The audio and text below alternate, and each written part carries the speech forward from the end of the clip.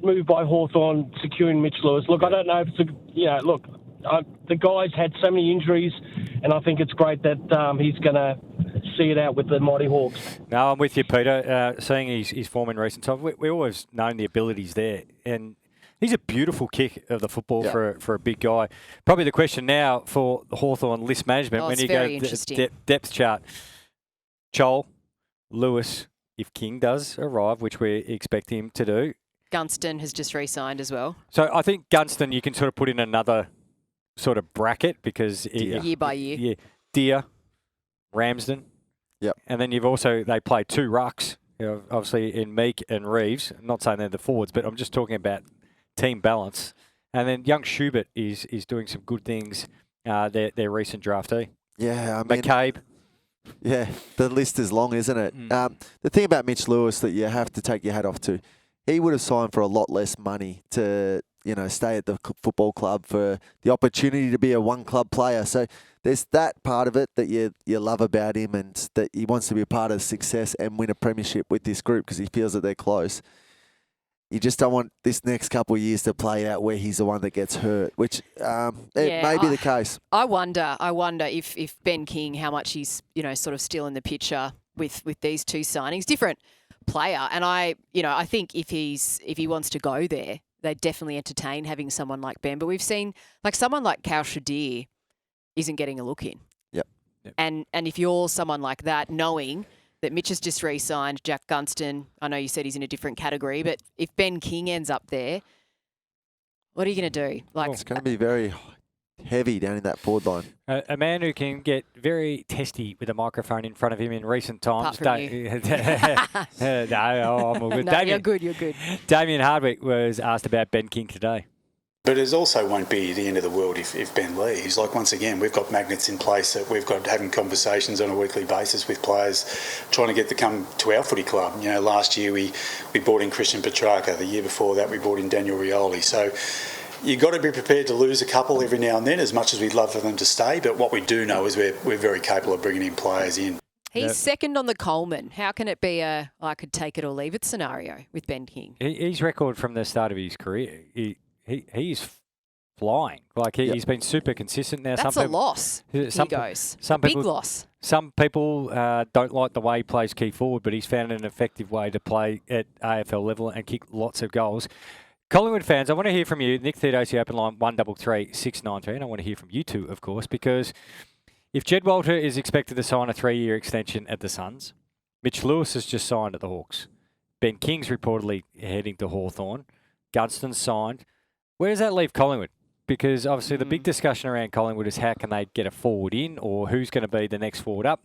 They're playing sensational football. We know Collingwood are well-drilled, well-organised. We tip our cap to Craig McRae and everything they're doing. But even if you ask Collingwood fans, how can we bring more talent in the front half as far as big, tall talent? Of course, they've got ground level, De Goey, Dacos going forward, all that sort of stuff. But where does it leave Collingwood in the hunt for maybe someone, call it 195 and above, a key position forward? Well, they had Mason Cox, which has been a huge loss. Not that he's the player that they're exactly needing, but like he would have been so handy this year just to be that kick-2 option.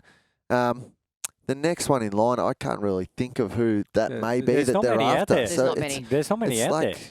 You nearly need to put your eggs in the basket of Ben King and go back and ring him up and start writing letters to him like the Notebook, Jim, and just try and win him over. Just smuggle him as he gets off the plane. Because it seems, from what Damien Hardwick said in that comment, and maybe he was trying not to give too much away, but they're all in on Jed Walter.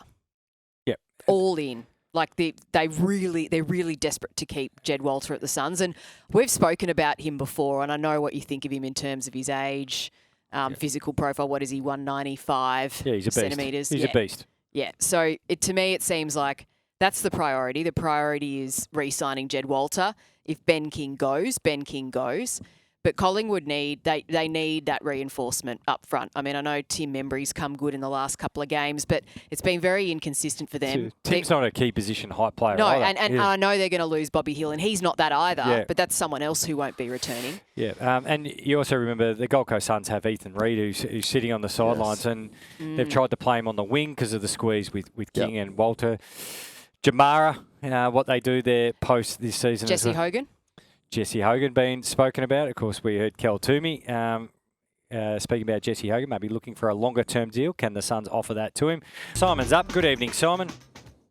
Jim, thanks for taking my call, guys. Look, we can't get a Lewis or a Ben King or whatever at Collingwood.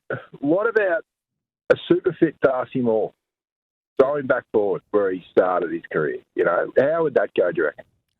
I think it's worth a shot. I think the big question first, you want to ask Darcy Moore, once he gets his body right, does he still want to hold the captaincy?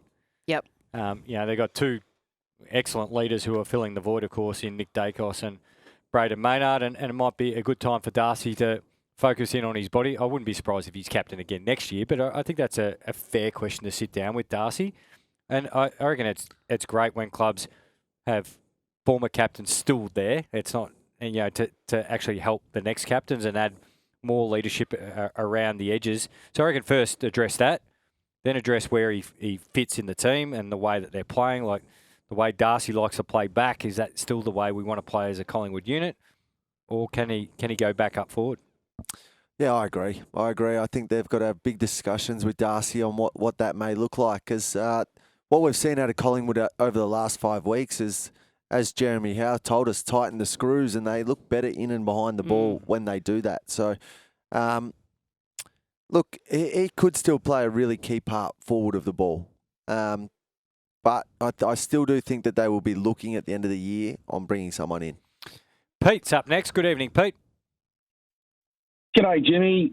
This is more about what I know and it's probably a little bit late for the references, but I used to babysit the King twins years ago. Yep. Nice. And what I wanted to say was there's no way in hell the grandfather or the father will let Ben play for Collingwood as long as their asses point to the ground. I'm sorry.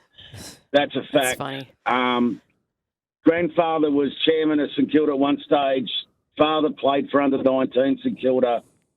St Kilda wanted them both and couldn't get them. I just think Ben wants to come back to Victoria. Hey, Pete, just on that, we asked Bruce Eva, number one ticket holder of St Kilda Football Club, last week, could there be a world where they played together at St Kilda? Could you ever see that happening? If St Kilda could afford it, I reckon, yeah. Yeah, it's a fair point. We appreciate your call, Pete. Carlton showing interest in Amadi, of course. Kel Toomey across all these stories. So that takes another... A few swans there. Yeah, taking another big bopper off the table there. Should Collingwood have a look at Amadi? You mentioned grabbing them off the plane and smuggling them down to, what's it called these days? The AIA Centre? Is it still that? Yep. AIA Vitality. Vitality. I think what we find with most of these things, they're really the loose end sort of picks at the end that really happens with the trades. That those discussions with the Marty and Carlton would have been happening a long way out. So I would expect that to be a long way down the track, and it's hard to change your course on where you want to go. And that's why I think the King to Hawthorn will still happen, even though Mitch Lewis has signed there. It'll make it for a very fun forward line at the Hawthorn Football Club. Who gets all the roles? The Wizards just going to push them up the ground. Don't worry about that. That'd be funny. A half forward line of guys who are 6'6" and Wizard behind them. We'll definitely enjoy seeing that. Obviously, a lot of issues buzzing around during the week, but the one that I think is really interesting as we look into the future, and I guess so much is always about the future with Tassie and player movement, but just the length of the game. And here's Greg Swan on the agenda setters about the possibility of shortening game lengths in the future. You certainly don't want it getting longer, that's for sure. Yeah. So we'll have a look at those things. Will we ever see games start with, instead of 20 minutes and time on, down to 18, down to 16? Is that part of your thinking when you want to condense a product that's 2 hours 40 into 2 hours 20? I mean, we did change those rules and we've knocked off 3 minutes per game, but is it enough? Probably not. And again, when in a couple of years' time, obviously when Tassie come in, if we go from 22 to 24 games, then that will definitely be an issue that you will have to reduce the game time. So we'll have a look at that perhaps in the off-season as well.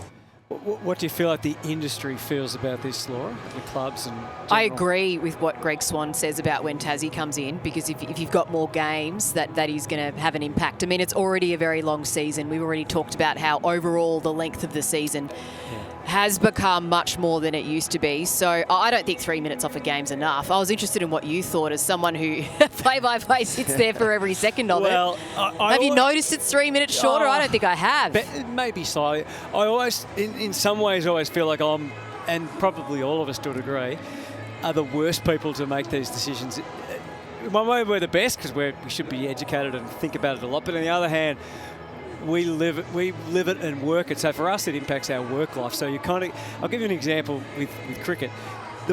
Having called some Test cricket, everyone's excited to get into the city the day before, and you have a dinner and you meet up with all your work colleagues and cricket legends. And I guarantee by lunch on the first day, someone is already talking about how long do you reckon this Test match is going to last? I reckon maybe midweek on the fourth day, or even late on the third. I could get either thinking about their golf game or they're thinking about a flight home early. So I feel like we probably always think the season's too long because we work it a lot. But on your bodies as former players, I could see you nodding along, Joel. On your bodies, thinking that when Tassie comes in and there's more games and. But I do think that COVID was a chance missed by the AFL because we shortened it. Everyone accepted it. They didn't necessarily like it because it was too short. But there was somewhere in between. And I think the AFL was, and I understand it, but I think they were frightened of get the fan reaction if they had pulled the game back then. But that was their chance to. Great point. And I think that we went back too far because what we saw in COVID was the flexibility that gave the program and the scheduling too, where teams could back up after 4 or 5 days. That's not so much what we need to do looking forward. 5 days is the minimum that a team's going to have to back up, but it did allow sort of flexibility with everything. And to be honest, when I was out there playing in my last few years, it did feel like the game was a bit of a grind towards the end. Like I was looking to come off to be ready for the next game next week, more so than being stuck in the game, mind on the game. So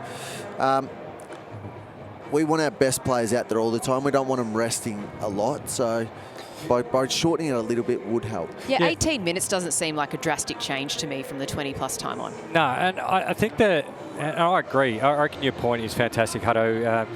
This is one where you genuinely want to hear from the fans on because they'll probably say they don't want to change it. Yeah, and that's a fair argument. I think a discussion, and again, this is not me with a position, but a discussion needs to be had.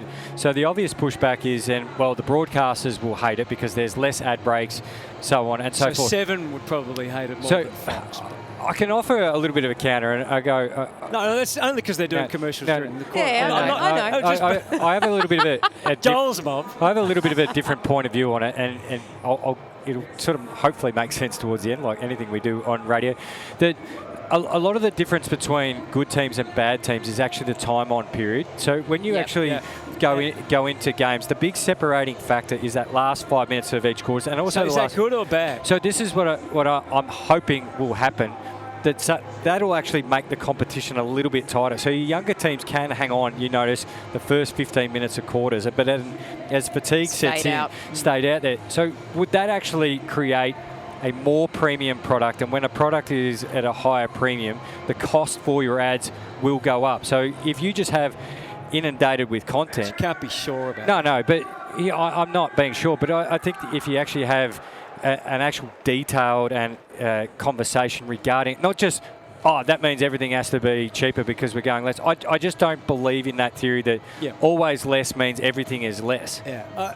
What about we've just had the World Cup? What about if there was a hydration break? Oh no. So, but I'm not actually suggesting that. Okay, I'm not in favour of this, but just these are the sort of things that will be thrown up. Yeah, right? correct. Particularly if you're going to shorten the game. What if you reduced half time? Yeah. But then added like a short breaks, maybe after the first goal of each quarter, it's a longer break or second goal or whatever it is. I know that's a bit messy, but something that would allow Seven or the broadcaster to put an ad in.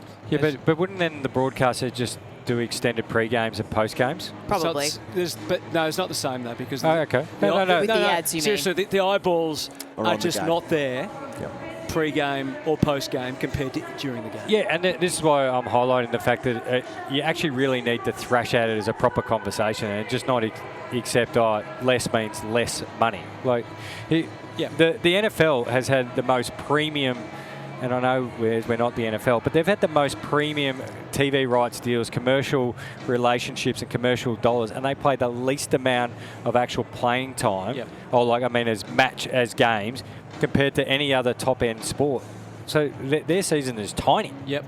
And I think, like, I haven't been, like, if we'd said that is what we want to get to, I think there was a way to get to that, but we've actually gone the other way. Yeah. We've actually added rounds, and I understand why, but I do feel that's a bit short-term in thinking, because if we had have gone the other way and worked our way back, and maybe that, like these proposals are now, that you find another competition or another way of whether it is just the AFLW or it's some other sort of knockout competition, I don't know. But to have that premium season, I do think we could have worked at that, but we've gone the other way. Again, I'm not anchored to either way. I just think it needs a more thorough conversation of just less is less or more is more. Yeah.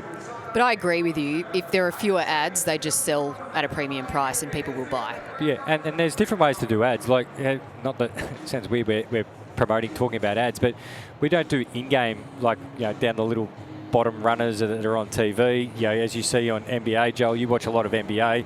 There is some, though. There is some now. There's definitely more commercial integration on TV than there's ever been. Yeah. Can't disagree with that. And to be honest, I'm surprised it's taken this long, because like, we've been doing it on radio forever and a day, and it's taken a long time for that to happen on TV.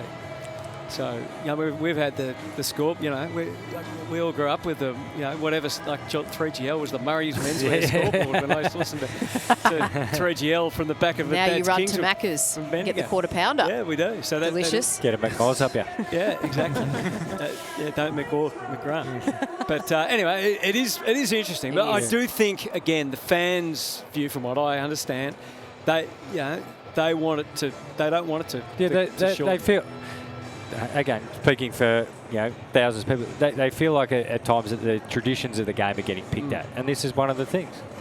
Yeah. Do you think so, Joel? I think that's a fair point. Yeah, I mean, it probably depends on what audience we talk to. If you're talking to the families, there's obviously time slots that they want to go, and they would be probably okay with the shorter game. But if you go to the traditionalists, then they're obviously saying keep it how it is.